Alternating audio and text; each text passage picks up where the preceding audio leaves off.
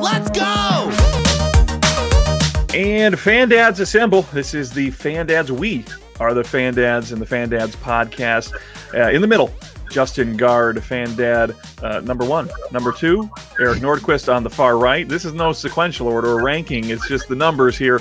And I am Fan Dad number 3, Aj Mansour. We, again, are the Fan Dads. Each week we gather just to talk about being a dad, what we've gone through, what is plaguing us right now with our kids at home, and what we're learning along the way. And I'm sure a week like this, when all the kids are striving and desiring to get outside and enjoy 70-degree weather today, I'm dealing with a bunch of pent-up kids. Guys, is that kind of the feeling for you? You have both kids in school. Both of you have kids in school, I should say. Are they getting their dose of outside play at recess, or are they coming home still crazy, ready to go play outside? Justin, we'll start with you. Start with me. Yeah, both. The recess is good. They all get to do that. That's fun. The outdoor play, though, is a little tricky right now because it's nice outside, but it's muddy outside and it's wet outside. And if one of your big spring projects is to put new sod in your front yard in some places that the kids have trampled, that means right now it's just straight up dirt and straight up mud, and that's what the kids typically find right away. There's some creeks and cracks and crevices. And I was telling AJ before you jumped on, Nordo, that on Sunday we were outside for 37 seconds before the 2-year-old just dumped it in a pot into a puddle. Complete, pants completely soaked, shirt completely soaked, diaper completely soaked, crying, wet, mad. It's a tricky spot that we're in right now because the weather is so beautiful. You want to go outside, but outside is not ready for children, and your house is certainly not ready for wet kids, wet dogs, mud everywhere. But yeah, we're going out there. We're gutting it out. We're figuring it out. There's towels by every door in our house now to wipe everybody down. That's how we're doing it. Yeah, so going back to when I decided to purchase a dog, I mean, I am good at thinking about like the long-term implications of various investments and such. I didn't consider the fact that the snow was going to melt and this damn thing was going to create just its own little disaster area down here in the basement. So that's been a problem. Kids, of course, quite similar. They've been mostly good about it. They do find the puddles. They do find the mud, but I'm good about funneling them in through the garage into the quote unquote mud room. And at that point, whatever mess they make is some ways up to Molly to figure out. So just kidding. So the, with the snow melting, so having the dog thing too, my kids are going to be cleaning up a lot of poop. There's no doubt about that. But we down here hang on, man. You're still early in this whole dog thing. If you think your kids are going to be picking up poop, you're in for a rude awakening. No, this is interesting. It's weird, but it's interesting. No. My kids volunteer and have gone out on a hunt for Archie's poop. And they not only enjoy it, but they seek it out. Grayson has a thing. He likes to do it. Yeah, I teach them how to put their hand in the bag. You grab it, and then you flip the bag inside out or whatnot. They love it because for some reason, my girls just love helping. And the concept of helping, they're not, I mean, pretty soon it'll be different, but they're not completely grossed out by poop. I mean, I'm still trying to get them to flush the toilet after they handle their own business. Yeah. So they're not terrified or scared of it. They seek it out, and it's actually, again, it's weird, but it's really nice. Yeah, they prefer to help. Tell me what that's like. Anything in which my girls, they just, and a lot of times, and you guys have had it too, it's like your kids help, but really it's just, they're setting it worse. Right. So you prefer they were just somewhere else. But they love to help. And they in some ways, they just love the idea that, me or mom are going to say, wow, great job, Ava. Great job, Stella. So they do kind of seek out that affirmation. But we got this little water bit behind our house, and it feels like it's almost exactly a mile in terms of the sidewalks and things. So we take the girls for a couple of walks with the dog, whether it's a scooter or it's a bike. Suggest against a scooter for 5-year-olds and temperamental girls yesterday. So I'm taking them out. It's gorgeous. And in our particular neighborhood, it feels like everybody punches a clock at the same freaking time. Like there's between 4 and 5:30, it's a madhouse in our neighborhood between school buses, people coming in and out of work. Yep. Everybody here owns a freaking dog, it feels like. So it's rush hour traffic just going for a walk. And so we got people across the street. We got people anywhere, everywhere, cars driving by. And one of my girls, we're halfway around. And she says, Daddy, I got to pee. There's no porta potties over here. So it's like, okay, now we got to rush home. And she does. And she gets really far ahead of me, probably 2.5, 3 blocks, and just chubby ass dads cruising with the puppy, just way behind. And I'm about a block away from our house, and I can see her there. The bike's turned over, and she just starts screaming, not sad or anything. She just goes, Daddy, I didn't make it in time. Daddy, I peed my pants. And then halfway between her and me is Stella or Ava. And so then Ava turns around like she needed to relay that. Like I was too far away. I needed to know. And so with like 10 or 12 people just cruising by on sidewalks, my beautiful baby girl standing there on the sidewalk with a wet ass screaming, Daddy, I pissed my pants in front of, a fair amount of the neighborhood. It was so that's what we're doing to enjoy the weather is we're going on bike rides, not handling our bladder before we go on the bike ride, and then we're peeing our pants and telling everybody about it. Naturally. Yeah. It gets the best of us. We have outfit changes fairly regularly, and I don't know for us if it is the full contents of the bladder as much as it is just a little dribble, trying to continue to hold it in. I remember very, very vividly playing video games, specifically WCW NWO Revenge. And you didn't want to stop. The N64. This wasn't a me problem, but the little brother of one of my friends were playing like a Royal Rumble bit. So you got 64 characters that are coming in. Every time one gets thrown out, another one comes in. So it takes a while to get through this whole roster of wrestlers.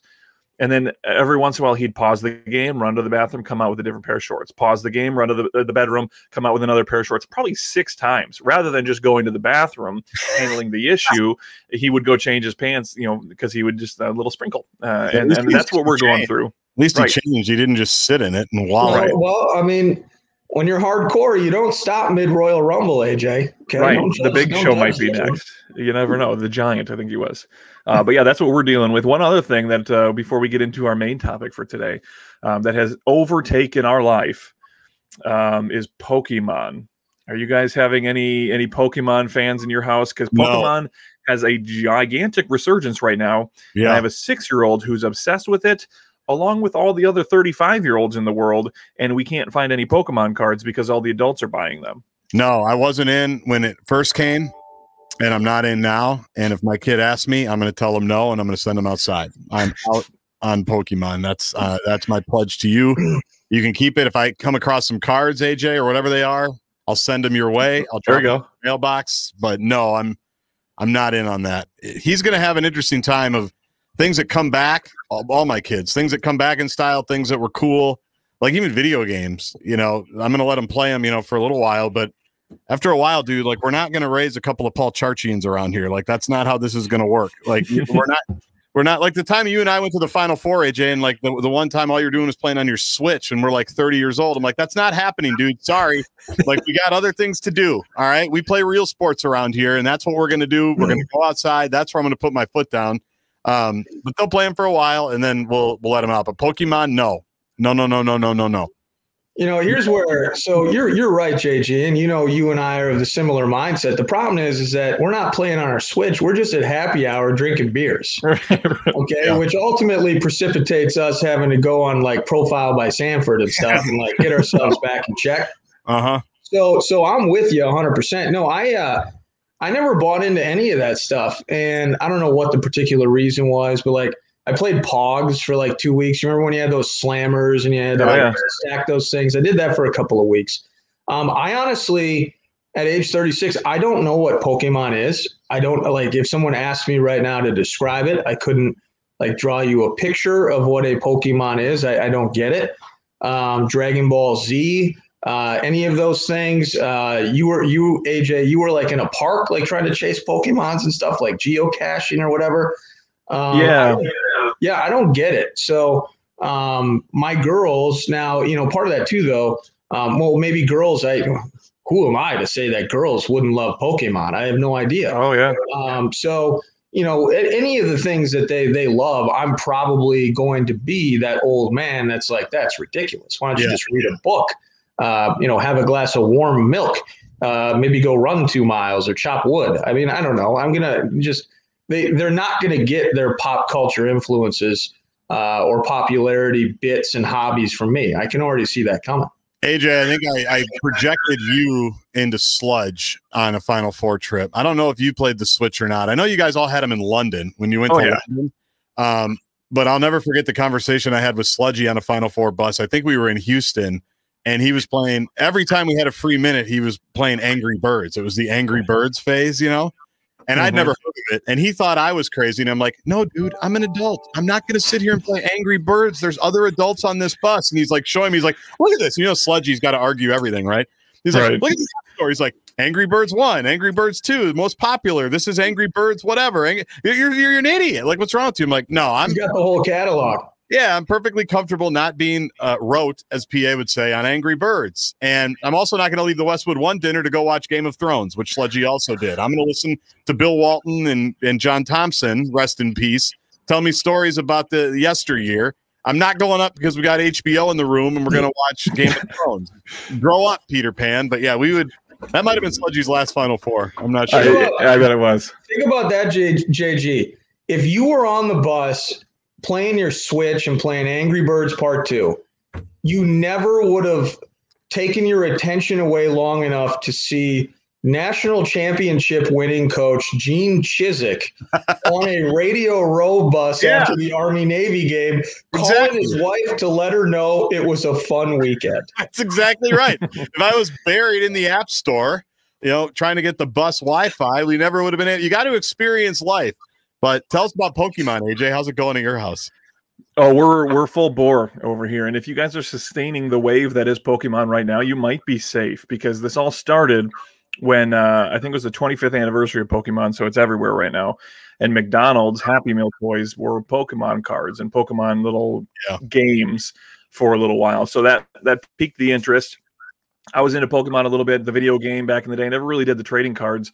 But nowadays, it's everything and everywhere. It is trading cards that we're trying to find, along, again, with a bunch of 30, 40-year-old men who show up at Target every day when they open the doors to see if the card dealers have stocked the shelves, and then they buy everything out. So my little 6-year-old's trying to just find a pack. We can't find anything anywhere. There's a video game on, you mentioned the Switch. There's a video game on the Switch. There's Pokemon cartoons all over Netflix. There is Pokemon Go, this is the geocaching thing you were talking about, Nordo.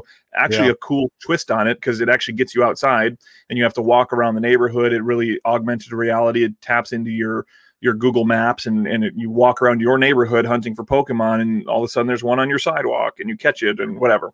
So like that gets you off your butt a little bit and gets you outside. But we're full bore into Pokemon, coloring sheets, coloring them, trying to figure out what they are, which is fun. I mean, it's always fun, whether it's a sport or an interest of yours, to see your kids get into something that you got into back in the day. But he's already 10 times more into it than I was, asking me what names of these Pokemon are that I don't know, because there was a 15, 20-year hiatus that I didn't pay attention, and all these new Pokemon are coming out. So what is a Pokemon? I mean, is this the right time to ask that question? I don't know what the hell a Pokemon is. No, and this is why your girls might be interested in it too. It's Pokemon. It stands for Pocket Monster. It's a short term or short form word of Pocket Monsters. Okay. I want to say Japan is where it started. But anyways, they're these little creatures that in this world live alongside humans, and you can capture them. and you can have them be like your pets kind of, and you'll battle them and you'll win stuff and you'll kind of go through these adventures with them. But some of them are really cute and some of them are fuzzy and some of them are fun and some are scary. So like it really can encapsulate boys and girls of all different ages. And then again, like I said, there's video games, there's apps, there's toys, stuffed animals, everything that you could imagine. So I wouldn't be surprised if at some point your girls do get interested or at least know what it is. Maybe not to the obsession that my boy is right now, but I bet it'll land on your platter at some point. Yeah, and ultimately, I mean, I'm cool with that. Like, I mean, this isn't about like I don't know what it is, I don't like it, so therefore my girls are going to be interested in a ton of stuff that I couldn't care less about, but I care about them, so inherently, I get up to speed. So if it's Pokemon in the house, I mean, I'm all about pocket monsters. So there it is. It is funny, by the way. It is fun, AJ, like you were saying, when your kid gets into something that you're into, whatever it is, or that you were into. Like we've talked a million times about sports. Like Jax is just obsessed with sports and teams, and he has the questions to me are the best part about it, because what they're thinking about, what they're trying to process, and quite frankly, how quickly he's going to realize that I work for KFAN, the best radio sports station in the country that doesn't talk about sports very often. And I'm going to have to put him on 9 to noon or the Friday Football Feast podcast to get the answers that he's looking for. Cause he'll be like, so who's number 58 for the Chiefs? I'll be like, I have no idea.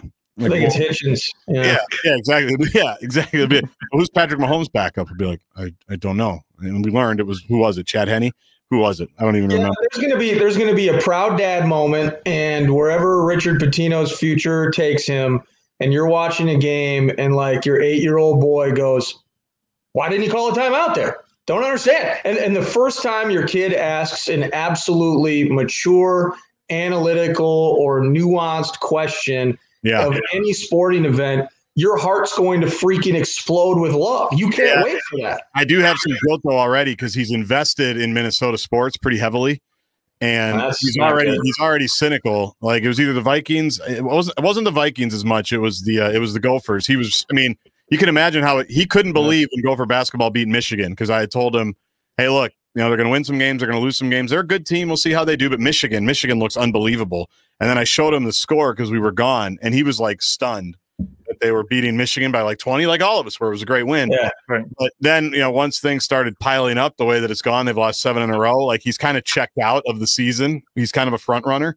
But it's funny how he's like, I just don't understand how they beat all these teams and now they just can't beat anybody. Like, well, that's Minnesota, bud. Like you got to get used to it. Like either do we. You got to find other ways to enjoy sports, because if you're only in it for the winning, we're going to have to move. We're going to have, I don't know, go to Tampa right now, or if we go back out to Boston or something where they typically have good teams, but Minnesota's not going to be the place for you if it's all about winning. So we'll see how it goes. The key for me in that too, I mean, I do want my kids to love sports the way that I do, but what I am finding, and, Jillian's a little bit young probably still, but you'll see this eventually too, or maybe it'll be different. Like my girls can't sit down and watch a sporting event with me for very long. Even if they say, "Daddy, I want to watch hockey. I want to watch baseball," whatever it is, they'll sit down and 3 minutes later, they'll say it's boring and they leave. Yeah. However, when we're getting them out on the soccer field, and I was talking about this yesterday because it was International Women's Day and all of that, my girls want to be like the bigger girls that they see. Like when they're doing sports around women and other girls, they are 5,000% in on doing that. But when they see, an NFL game or a basketball game of any sort, and it's guys, they don't know what the hell they're looking at. Like for some reason with my girls, like they just at this particular age, maybe it's normal, maybe not, I don't know. It's just they follow the gal at gymnastics. They follow the gal at basketball. At soccer, they were obsessed most recently with one of these college kids that helps, a female. And so it's just like they don't get enough exposure, at least my girls haven't, to female sports now that they're actually doing it. And so it's like I want them to fall in love with sports, but I need to work on giving them better access to seeing the great females that do it. Like Right. you're so right about how they gravitate towards that. Like I've got Jax all stirred up right now because I just signed him up for the Minnetonka High School basketball camp, which we all did that, growing up, right? Where it's the high school team that are the coaches. Oh. I learned from my neighbor. How about this? So I remember working for my basketball coach at Edina, and I got like $8 an hour. Like it was the Tom Connell basketball camp. It's like an LLC, and you go there and you do your workouts in the morning, and then you've got K through 2, 3 through 5, whatever, all the way up, and you're making like $8 an hour. Could have used Joe Biden's progressive Democratic plan to get that $15 minimum wage. I could have soaked my head coach a little bit more in 2000, but I learned that Benilde, because my neighbor played baseball for Benilde. This is how the Benilde coach got around it. Apparently at Benilde, you have to do some kind of community service every year. Like that's part of your curriculum as, trying to create well-rounded individuals and giving back and all those things. Well, it's also creating a nice little slush fund for the coaches that can hire their players for community service to run the camps. So that was a funny aside because poor John Johnson didn't get any money. I at least got $8 an hour. It probably paid Taco Bell after the camp or whatever. But Jax was so fired up when I'm like, hey, dude, do you want to play? You want to go to a basketball camp at Minnetonka High School with the high school team? And he like couldn't believe it. You would have thought that, like I told him Santa was coming later that afternoon just for him. It's amazing though. I mean, if you inspires him. If you think back though, like you would do that for Minnetonka, and I did some things with Mankato West at the time down in Cato. And from my standpoint, at 7 years old or so, I might as well be playing one-on-one with Michael Jordan. Right. I'm watching some cat at the YMCA who's probably a bench player for freaking Bethany, excuse me, down in Mankato. He's a bench player for Bethany, just switching threes. I'm like, how's this guy not in the NBA? Like, it was just a dream, like just being around some of these people. And that inspired me ultimately to be a completely mediocre soccer player. No, but Greg Booth is my idol. I can still remember Greg Booth. For sure. Mr. Basketball finalist, went on to play at Dartmouth. Like he was only like 5 years older than me, but I was like, this dude. Well, and I got to meet Greg Booth, and I played with his brother Kevin, who absolutely terrorized me. And when he was a senior, which is fine, I love Kevin. We called him Natus, by the way, because that was Satan backwards. That was literally his nickname because he was so mean to everybody. Great guy now though. But Greg Booth was my idol. Adam Goldberg, who played basketball and football at Edina, played for the Vikings, ended up like he's just in the neighborhood. Like it's the greatest. I'm sure you had the same thing in Burnsville, AJ, with like the high school team. Like it's amazing what sticks with me 30 years later, literally, that I can't wait to bring to my kids now. It's so much fun. Well, you mentioned that your son's getting into sports and the divisions and asking all these questions. I can tell you the full roster for the 1987 Minnesota Twins, the full roster for the 1991 Minnesota Twins, and the full roster for the 1998 Burnsville Blaze high school basketball team. That's right. I mean, that is what it is. If you guys have a couple more minutes left, let's transition into our topic of the day. You mentioned earlier, Justin, the Nintendo Switch that I used to bring with on our trips and play video games. That goes right into what I want to talk about today. Things that as dads used to be ours, but we have now lost. My Nintendo Switch being one of them. It is no longer my Nintendo Switch. It has a cracked screen because it gets dropped all the time because 6-year-olds aren't careful. Yeah. It is a Pokemon machine is what it is now. It's no longer my opportunity to play Mario. We can play a little bit together, but a lot of times it is now my son's Nintendo Switch. Are there any things that stick out to you guys that since becoming a dad, you have completely lost control of, that are no longer yours because they are now in possession of your kids or family utensils, if you will? Anything stand out to you, Nordo? Yeah, so I use this as an example quite a bit. So I've driven, just even from my days back in Mankato growing up, I've always driven just cheap ass cars. I've had a 99 Mercury Cougar at one point. My first car was a 1992 Chevy Corsica. I put nearly 200,000 miles on this 96 Acura Integra, just this little hockey puck looking thing. A Ford Explorer with front end damage. You guys get the point. Oh, the Cougar. Nice. I just pulled it up.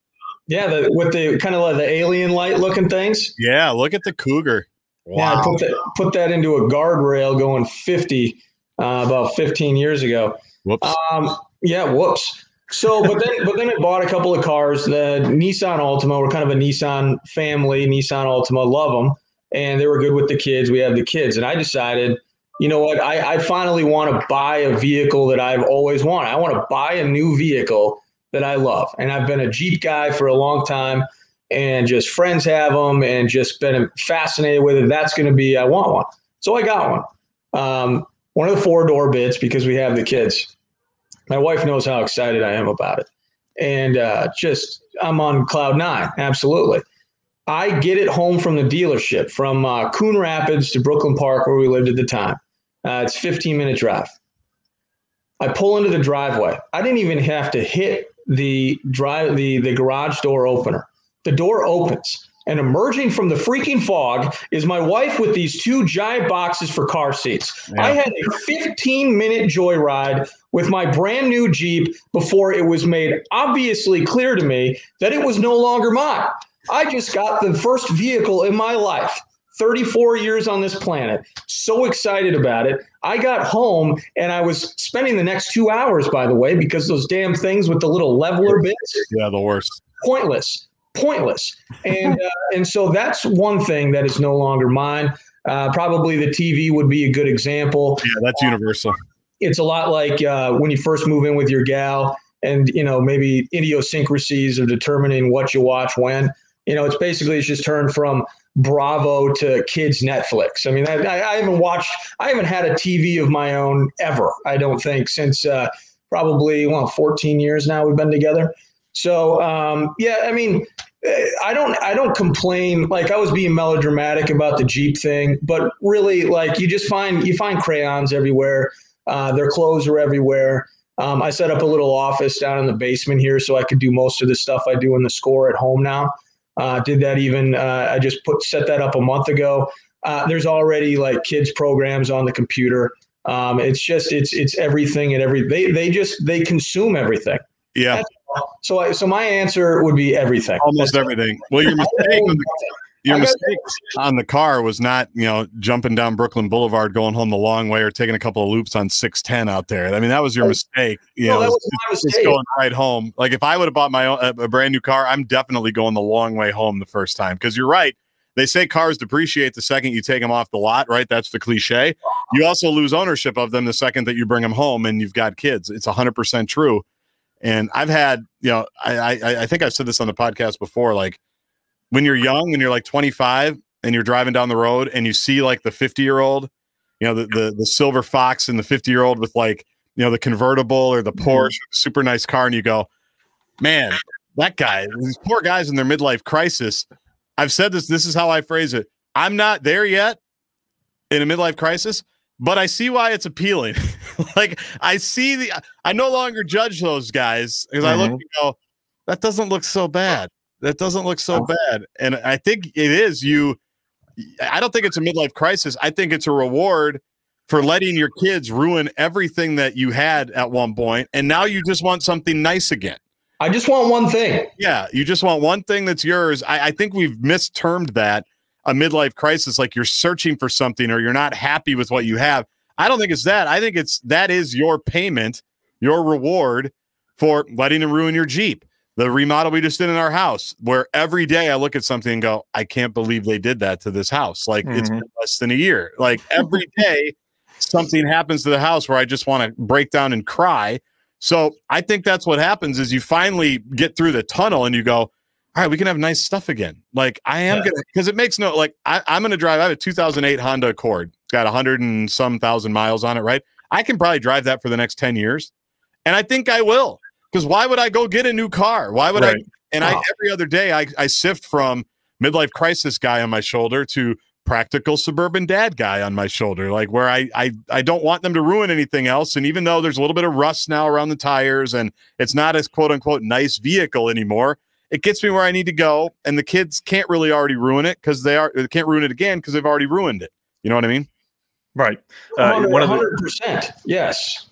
You mentioned the TV being one of the universal things that we've all lost. Nice things is another one that is just very universally lost. Our couch, if you've followed on social media, I can't remember if we've talked about it. Everything in our house, the 2-year-old is going through a coloring phase. Yeah. if I were to walk downstairs, because I left it to try and prove a point, which that didn't go over well. The brick above the fireplace is colored. The door frame by the front door is colored. The bed frame in the bedroom, the floor, the piano is colored on. I mean, it's just we have to completely lock up markers, whether they're washable or not. That's another conversation we've already had. Real quick, there should be no such thing as non-washable markers. They should be outlawed. That is what we should be working on, state and federally, is some kind of permanent marker ban. Because there's no reason for it, and you get them confused with each other. You know, even my wife be like, "Well, those are washable," and I'll go, "Nope, not washable." Right. And our 2-year-old has it. So what are we going to do now? Oh, I mean, you talk about furniture. One of my kids drew with a Sharpie. Okay. And we just moved here in July. Bought all new furniture throughout, which great idea. Drew a picture of our family on the side of the couch in permanent marker. There's a little stringy hair stick figure Nordquists. That's nice. And then doubled down by putting that on the side of our coffee table as well. So there's that. Then yesterday, just yesterday, it's a good thing we decided to postpone and do this today. Yesterday, my wife ordered kind of an accent chair. So we got a big L couch with a chase, and then now we have this accent chair. Wife excited for it. Looks great. And it was a good choice on her part. Girls get home from school at 4:30, go for a walk, one-piece their pants. Already told you that. Change his clothes. Dinner 5:45, 6 p.m. done with dinner. Girl sits on the chair, has guac all over one of her hands. Yep. And just wipes it on the side of the freaking accent chair. Yep. My wife had assembled for less than 2 hours. New furniture, new things. That's the question. That's the answer to your topic. We have nothing, AJ. We have nothing. We have no nice things. No, and nor should we. And that's what we're kind of battling over right now. We have a couch. We got a nice new couch for our nice new house, and then realized that it didn't really fit in the room that we intended it to be in. Like, it kind of fit, but not really. So we moved that. And we moved the couch from downstairs, upstairs that we sit on, but it's not very comfortable. It looks nice, but it's not very comfortable. We also bought it before children. And so it's really nice, from like Schneiderman's. Like, we found the accent chair. We were just looking for other stuff. We paid this funny what you spend your money on when you don't have kids. We paid like $900 for this chair. It's one single chair. That's absurd. That's so stupid. And you should see what it looks like now, because Grayson jumps on it, spins on it, spills on it, draws on it. It's disastrous. We've had it for like 8 years, so it's fine. But that's our big battle right now is, and not even a battle, but my wife really wants a couch that's comfortable that she can sit on. She has she had surgery on her back a bunch of times. Like, she has a bad back. So I get it.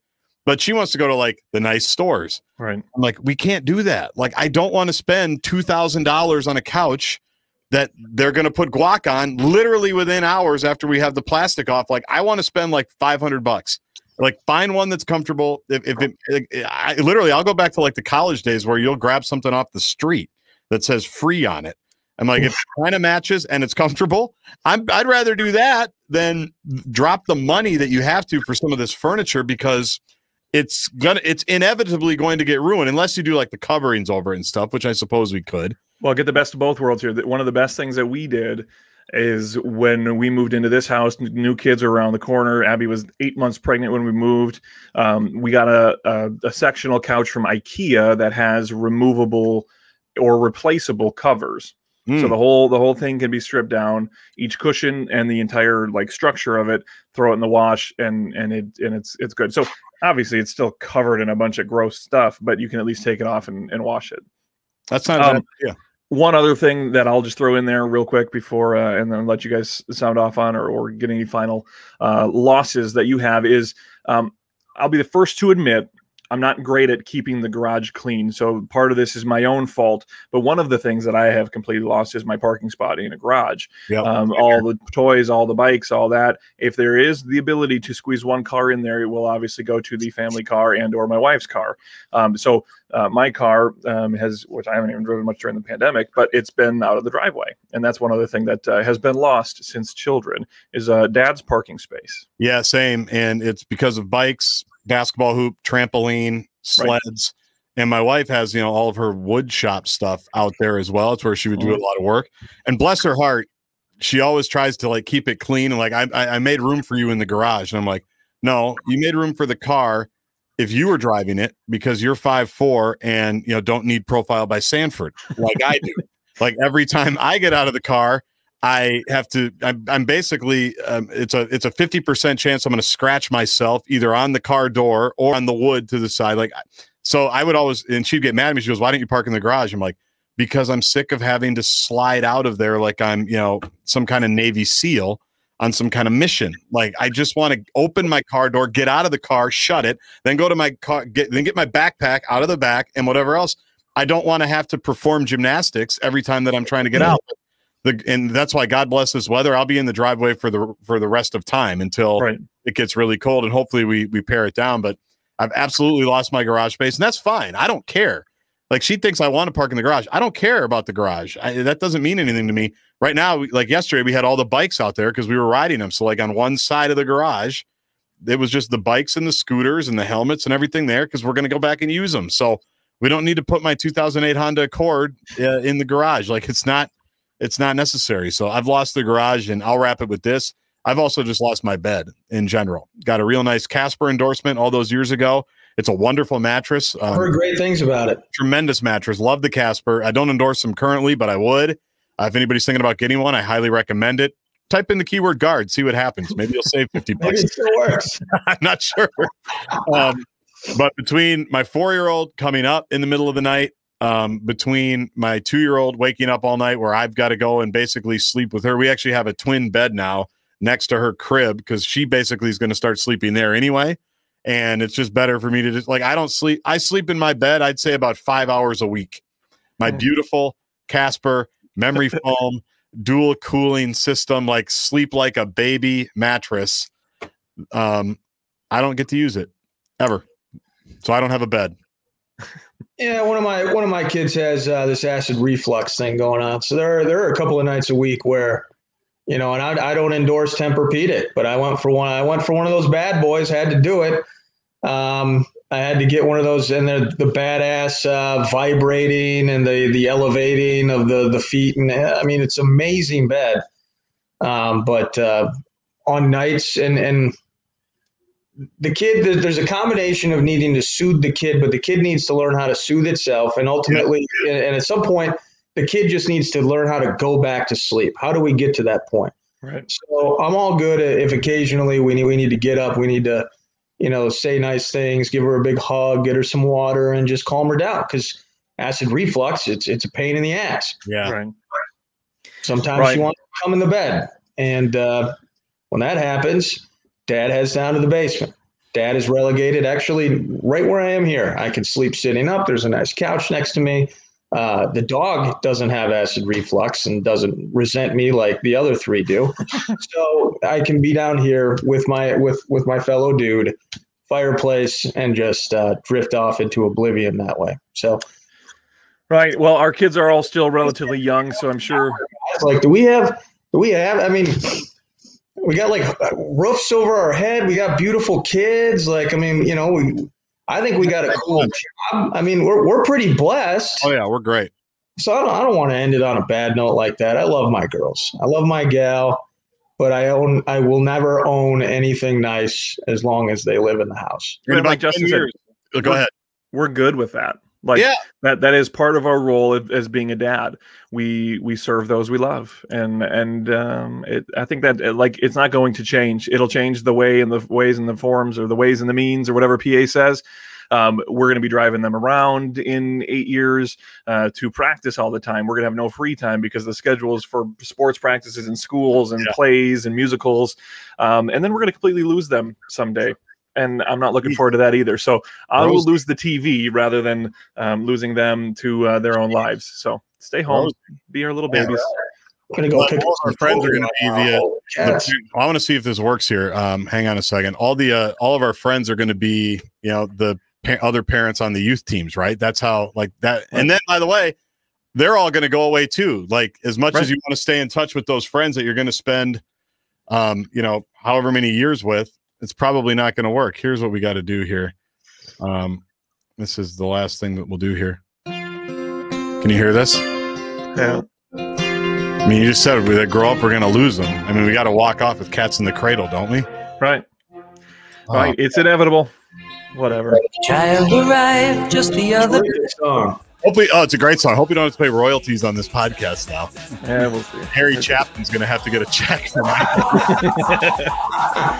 All right, this is the Fan Dads podcast. Each week we gather. There are a bunch of episodes on iHeartRadio, iTunes, wherever you find your favorite podcast, so you can go back and check it out.